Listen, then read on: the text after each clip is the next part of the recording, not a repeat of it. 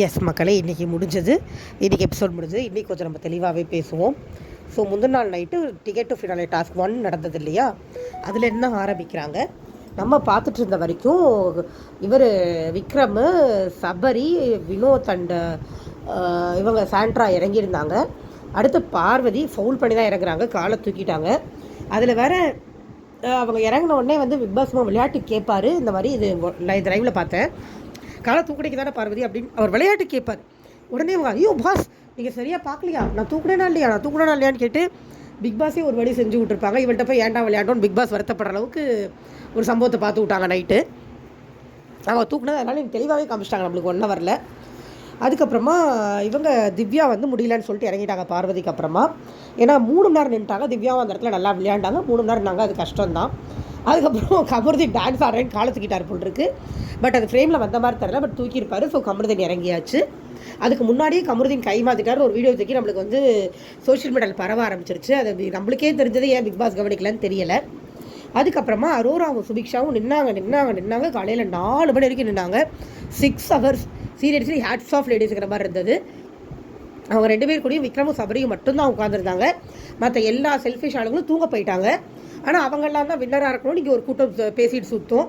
கூட உட்காந்துருக்கிறவங்கெல்லாம் வந்து கெட்டவங்க, அவங்களுக்குலாம் அறிவில்லைன்னு சொல்லிகிட்டு இருப்பாங்க. நம்ம ஆசையாக பார்க்குற பெரிய பெரிய ரிவ்யூவர்ஸே அதை சொல்லும் போது பிஆர் டீம் நம்ம என்ன சொல்கிறது, ஒன்றும் சொல்கிறதுக்கு இல்லை அப்படிங்கிற மாதிரி தான் இருக்குது எனக்கு. உட்காந்துருந்தாங்க. அப்புறம் 6 ஹவர்ஸ் கழித்து ஒரு மாதிரி அரோராவுக்கு பயங்கர டயர்ட் ஆகி அவங்க இறங்கினாங்க. சுபிக்ஷா வந்து டிக்கெட் டு டாஸ்க் 1 வந்து வின் பண்ணாங்க. அதுக்கப்புறம் தான் எல்லோரும் உள்ளே போய் படுத்தாங்க. மறுநாள் காலையில் அர்ஜுனர் வில்லு பாட்டு போட்டு எழுப்பி விட்டாங்க. செம்ம வைபான சாங், நல்லா இருந்தது. காலையில் பார்த்தீங்கன்னா ஒரு 2 மணி வரைக்கும் வெறும் காசிப் செஷன் தான் போச்சு. காலையிலேயே ஒரு டாஸ்க்கை வச்சு விட்டாங்கன்னா நல்லாயிருக்கும். பட் ஆக்சுவலாக இவங்க டிஃபன் பண்ணுறதுக்கே அந்த மத்தியானம் 2 மணி வரைக்கும் ஆக்கிடுறாங்க.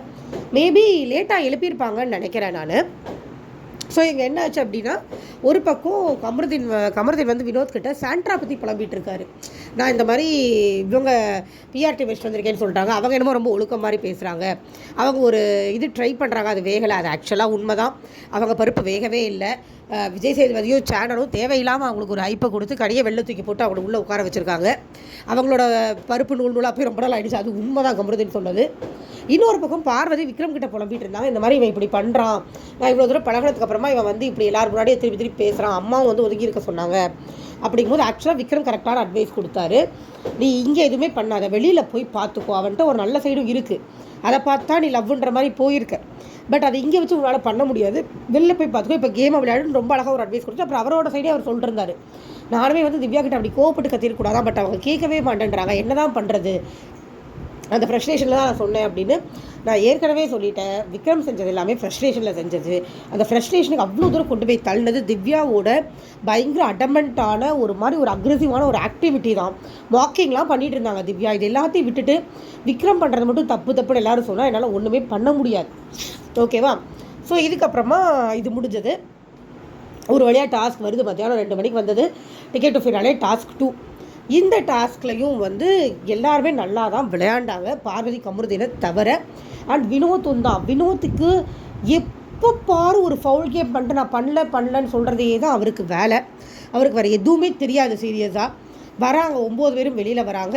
முதல் இதில் வந்து பிளாக் பால் வந்து சுபிக்ஷாக்கும் அரோராக்கும் இடையில மாற்றி போய் நல்லா விளையாண்டாங்க 2 கேர்ள்ஸுமே. பட் சுபிக்ஷா அவுட் ஆகிட்டாங்க பாவம். அடுத்து 2வது ரவுண்ட் ஸ்டார்ட் ஆகுது. 2வது ரவுண்டில் வந்து திருப்பி எல்லோரும் விளையாட ஆரம்பிக்கும் போது வினோத் என்ன பண்ணுறாரு, பிளாக் பாலை எடுத்துகிட்டு உள்ளே போட்டுடுறாரு. அதை சாண்ட்ரா பார்த்து சொல்கிறாங்க, ஒத்துக்கவே மாட்டேங்கிறார் அவர். இல்லைன்னு 1008 வாக்குவாதம். இதுக்கு இடையில் இப்போ கோல்டன் பால் வந்து கமருதீன் கிட்ட வர்றதுனால பார்வதி கமருதீன் கிட்ட வராங்க. வந்து டப்பாவை தட்டி விட்டுறாங்க. ஆக்சுவலி தட்டக்கூடாது. இதுக்கு கேம் ஆரம்பிக்கிறதுக்கு முன்னாடி பிக் பாஸ் ரொம்ப தெளிவாக சொன்னார், பால் மட்டும்தான் இடம் மாறணும், நீங்கள் மட்டும்தான் நகரணும், பெடஸ்ட்ரியலோ பாஸ்கெட்டோ நகரக்கூடாதுன்னு சொன்னார். அதை யாருமே உருப்படியாக ஃபாலோ பண்ணல, அது வேறு விஷயம். தட்டி விட்டோன்னே இவர் என்ன பண்ணிட்டாரு, கோல்டன் பாலத்துக்கு பேக்கெட்டில் வச்சுக்கிட்டாரு. ஃபர்ஸ்ட் ஆஃப் ஆல் அதுவே ஃபவுல், கமருதீன் எடுத்தது ஃபவுலு. அதை போய் பார்வதி பிடுங்க போக அவர் பார்வதி பிடிச்சி கீழே தள்ளி விட, இப்படி நிறைய கூத்தாச்சு. கடைசியில் எப்படியோ பார்வதி வந்து அந்த கோல்டன் பாலை எடுத்துகிட்டு ஓடிட்டாங்க. எடுத்துகிட்டு போய் கையில் வச்சு தான் அவங்க எனக்கு கோல்டன் பால் எடுக்கிறவங்க என்ன பண்ணுறாங்கன்னா, கையை வச்சு கோல்டன் பால் பிடிச்சி பேஸ்கெட்டுக்குள்ளே கையை வச்சுக்கிறாங்க. அப்போ பேஸ்கெட்டில் பால் இருக்குன்னு அர்த்தமாக. டே யாரடா ஏமாத்துறீங்க, இதெல்லாம் வந்து பிக் பாஸ் ஸ்ட்ரிக்டாக இருந்தால் மட்டும்தான் மக்களே மாறும். உள்ளுக்குள்ளே போட்டால் மட்டும்தான் பாயிண்ட், இல்லைனா பாயிண்ட் இல்லைன்னு சொல்லணும். பட் அவர் சொல்ல மாட்டார். கடைசி வரைக்கும் பார்வதி கையிலே கோல்டன் பால் வச்சுட்டு இருந்து கடைசியில் வசனம் எடுத்ததுக்கப்புறம் தான் பேஸ்கெட்டில் போட்டாங்க. போட்டுட்டு பயங்கர தென்னாவட்டா பயங்கர திமுறாக ஒரு லுக் விட்டாங்க கமருதீனை பார்த்து. கமருதீன் அங்கே தான் டென்ஷன் ஆனார். அது வரைக்கும் டென்ஷன் ஆகலை, கேமாக தான் விளையாண்டுட்டு இருந்தார். அவங்க விட்ட லுக்கில் தான் அவர் டென்ஷன் ஆனார். ஸோ இந்த டைம் வந்து வினோத் அவுட் ஆகிட்டார். மறுபடியும் கேம் ஸ்டார்ட் ஆகுது. இந்த கேமில் முதலே கமருதீன் போய் பார்வதி தான் அட்டாக் பண்ணார். ஏன்னா காண்டில் இருந்தார் அவர் ஏற்கனவே.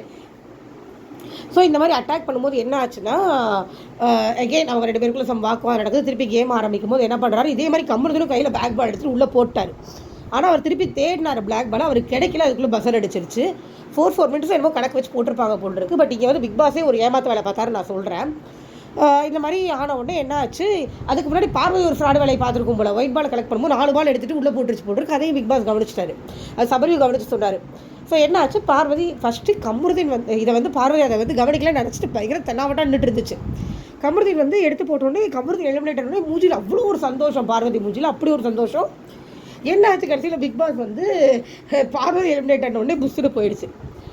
பார்வதி கொடுத்துட்டு இருந்த ஆட்டிடியூடில் நான் டென்ஷன் ஆகி போய் தான் கமருதீன் போய் உச்சிதாக கொட்டினார். அவங்க இதில் இருக்கிற பாலை பார்த்து உடனே கையை வச்சு போடா அப்படின்னு தள்ளி விட்டாங்க.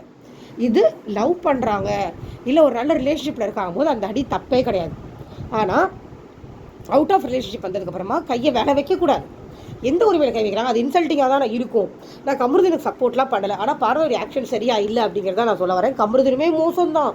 கமருதீன் அவங்க பக்கமே போகக்கூடாது. ஆக்சுவலாக சரிதான் போடின்னு தூக்கி போட்டு போகிறத விட்டுட்டு அவரும் போய் தேவையில்லாமல் அவங்கள வெறுப்பேற்றுறது. ஆனால் எனக்கு நிறைய தப்பு யார் மேலே இருக்குன்னு கேட்டால் பார்வதி மேலே தான். கமருதீன் மேலேயும் தப்பு இருக்குது. பட் பார்வதி ரொம்ப ஓவராக பண்ணுறாங்க அப்படிங்கிறது தான். பார்வதி கையை வச்சு சொல்ல இவர் அடிச்சா மச்சான் இவர் கத்த அவர் இவங்க எல்லாத்தையும் பண்ணிட்டு மறுபடியும் ஒரு தடவை இவர் ஓங்கி இப்போ டப்பை தட்டி விட அது தப்புடா பண்ணாரான்னு சபரி தேவையில்லாமல் ஒரு பர்ஃபார்மன்ஸ் கொடுக்க திரும்பி ஒரு தடவை பிரச்சனை திருப்பி பூஷாமும் திரும்பி ஒரு காலை வச்சு ஒரு எட்டி உதைக்கிறார் டப்பாவை. அதுக்கு மேலே தாங்காதான்னு சொல்லி விக்ரம் பிடிச்சி தரதெல்லாம் இழுத்துட்டு போயிட்டார் கமருதீனை உள்ள.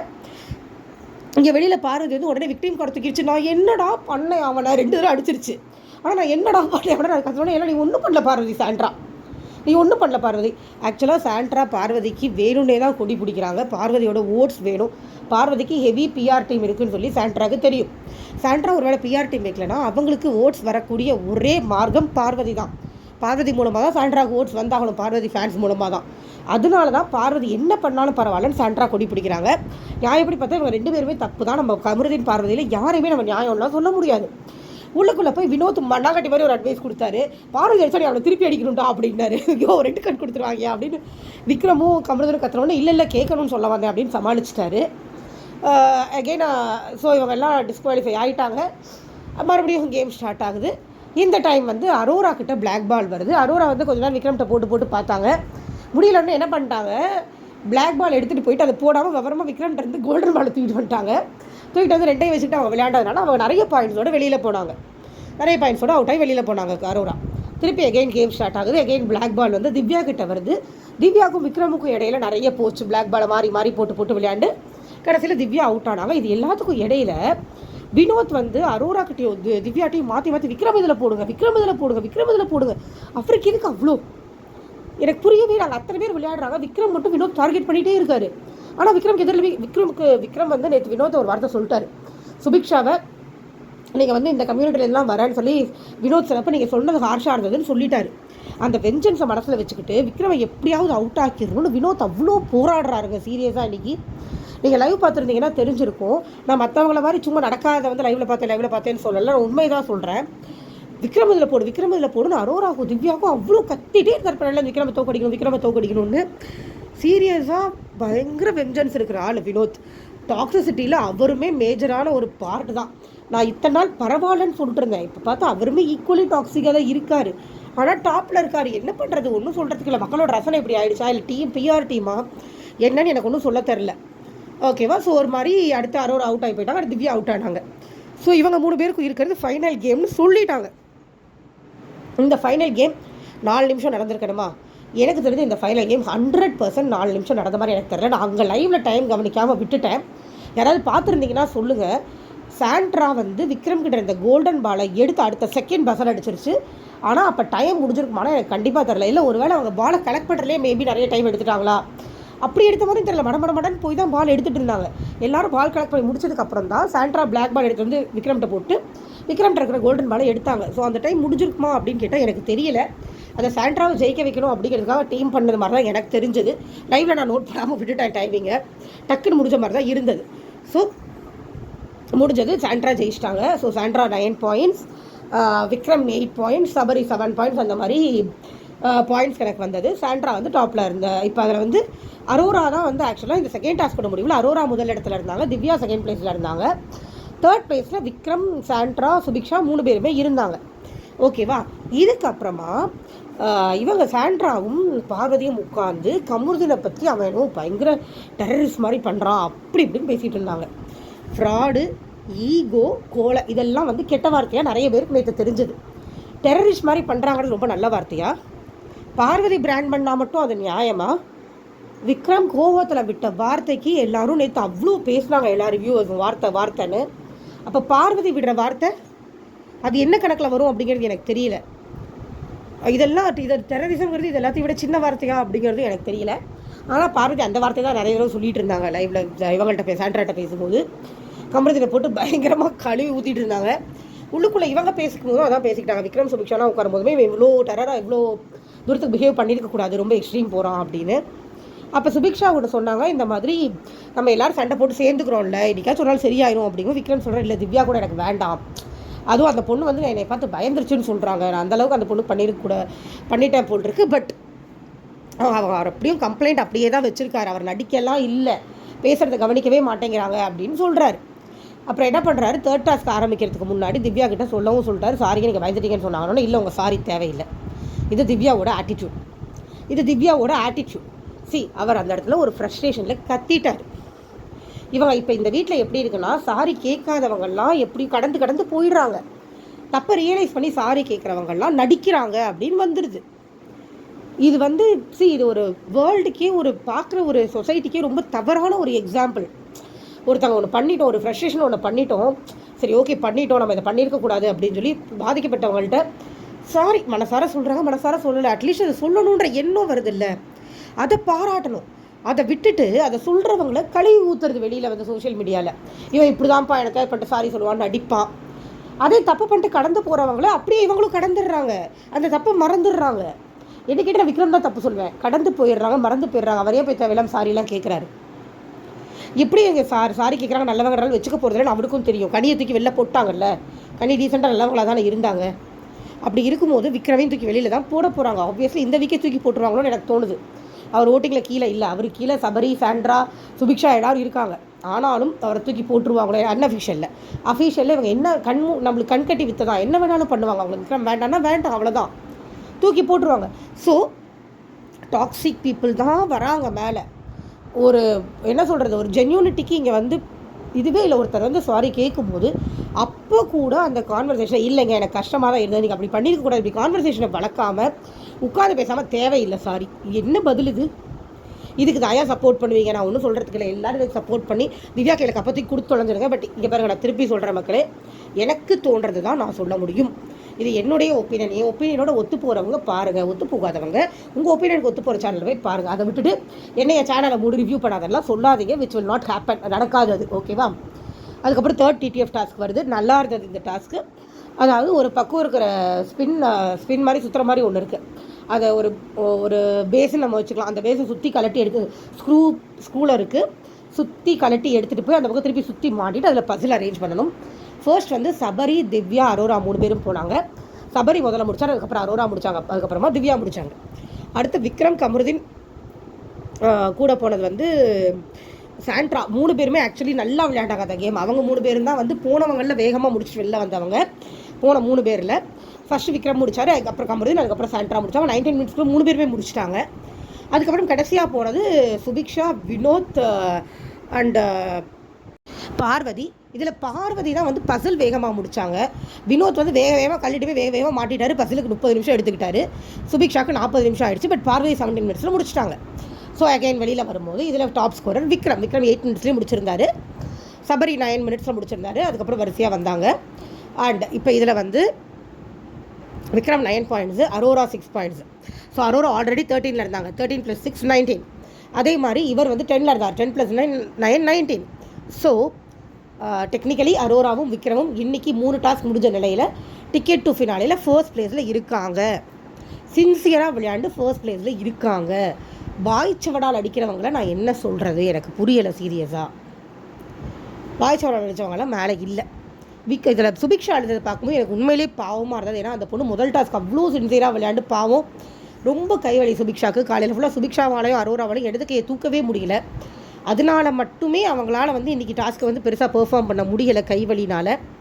அண்ட் சுபிக்ஷாவுக்கு லக்கும் இல்லைங்க, பாவம். அரோராவுக்கு ஒரு லக்கு எப்போயுமே ஃபேவர் பண்ணுது, சுபிக்ஷாவுக்கு அந்த ஒரு லக்கு இருக்க மாட்டேங்குது. எனக்கு உண்மையிலேயே சுபிக்ஷா பார்த்தா பாவமாக இருக்குது. அந்த பொண்ணு ஓட்டிங்லேயும் ரொம்ப கீழே இருக்குது, யாருமே ஓட்டு போடல. என்னங்க அந்த பார்வதி, கம்ருதீன், வினோத், திவ்யாவோடலாம் கம்பேர் பண்ணுவோம் சுபிக்ஷா எவ்வளவோ பரவாயில்லன்னு தான் நான் சொல்லுவேன். நான் போடுவேன் ஓட்டு, நீ கண்டிப்பாக நான் சுபிக்ஷாவுக்கு போடுவேன். பாவம் அந்த பொண்ணு சின்சியராக இருக்க ட்ரை பண்ணுது. ஆனால் நம்மளுக்கு என்ன பிடிக்குது, டாக்ஸிசிட்டி தான் பிடிக்குது, சின்சியாரிட்டி பிடிக்கிறது இல்லை. சீரியஸாக பாவங்க, அது எவ்வளவோ கஷ்டப்பட்டுச்சு அந்த பொண்ணு. கைவலினால தான் இன்றைக்கி அந்த பொண்ணால் அந்த பசில் டாஸ்க்கும் ஒழுங்காக பண்ண முடியல. பட் நல்லா விளையாடுச்சு அந்த பொண்ணு. அண்ட் இடையில இதை சொல்ல மறந்துட்டு பாருங்க, நம்ம திவ்யா மேடம் நான் அந்த இதில் ஷார்ட்ஸில் சொல்லியிருப்பேன். செகண்ட் டிடிஎஃப் டாஸ்க் முடிஞ்சதுக்கப்புறம் உள்ளே போய் உட்காந்து இந்த விக்ரம் எப்படி தான் கூட்டு சேர்ந்து இவங்கள தோக்கடிக்கணும் அவங்கள தோக்கடிக்கணும்னு விளையாடுறாரு. அந்த அம்மாவுக்கு ஒரு அடிப்படை புரிதலே இல்லை. அவர் இவங்களை தோக்கடிக்கணும் அவங்கள தோக்கடிக்கணும்னு சொன்னது டிடிஎஃப்பில் ஃபர்ஸ்ட் டாஸ்கில் எந்த ஆர்டரில் ஜெயிச்சாங்களோ அந்த ஆர்டரில் தோக்கடிச்சாதான் மார்க் ஈக்குவலைஸ் ஆகும் அப்படிங்கிறதுக்காக சொன்னார். அப்போ தான் கீழே இருக்கிறவங்க மேலே போக முடியும். அதே தான் சாண்ட்ராவுக்கு புரிஞ்சு தான் சாண்ட்ரா அவர் கூட விளையாண்டாங்க. அப்புறம் சாண்ட்ரா சொன்னதுக்கப்புறமா ஒரே ஒரு மாதிரி புரிஞ்சுக்கிட்டு இல்லை எனக்கு புரியலை அப்படின்ட்டு போயிருச்சு. அப்போயே ஒத்துக்கலாது.